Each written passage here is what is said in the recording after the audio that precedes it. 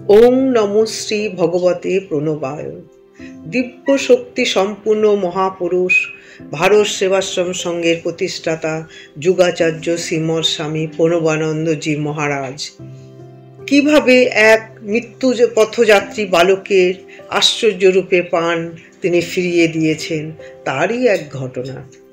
বাজিতপুর গ্রামে জনৈক গ্রামবাসীর একমাত্র প্রিয় পুত্র মৃত্যুশয্যায় শায়িত।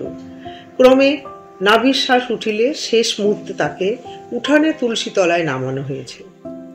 আশ্রমে গুরু মহারাজের কাছে পিতামাতা ছুটিয়া আসিয়া শ্রী শ্রী ঠাকুরের শ্রীচরণ জড়াইয়া ধরিয়া মাতার আকুল ক্রন্দন, ঠাকুর, আমার একমাত্র পুত্রের জীবন ফিরাইয়া দাও, তাহা না হইলে আমিও তোমার এই শ্রীচরণে প্রাণ ত্যাগ করিব।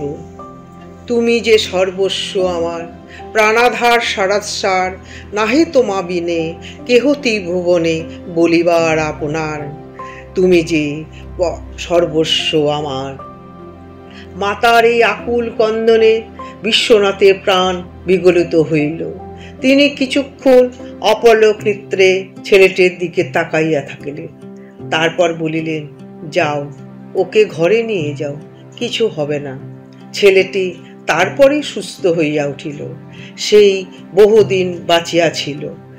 এইভাবে শ্রী শ্রী ঠাকুরের অপার কৃপা ও আশীর্বাদে ভক্ত মাতা পিতার একমাত্র সন্তান ব্যাধি ও অকাল মৃত্যু হইতে আশ্চর্যরূপে রক্ষা পাইল।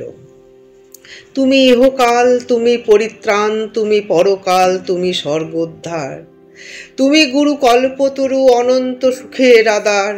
তুমি যে সর্বস্ব আমার, তুমি যে সর্বস্ব আমার, তুমি যে সর্বস্ব আমার। ওং শান্তি।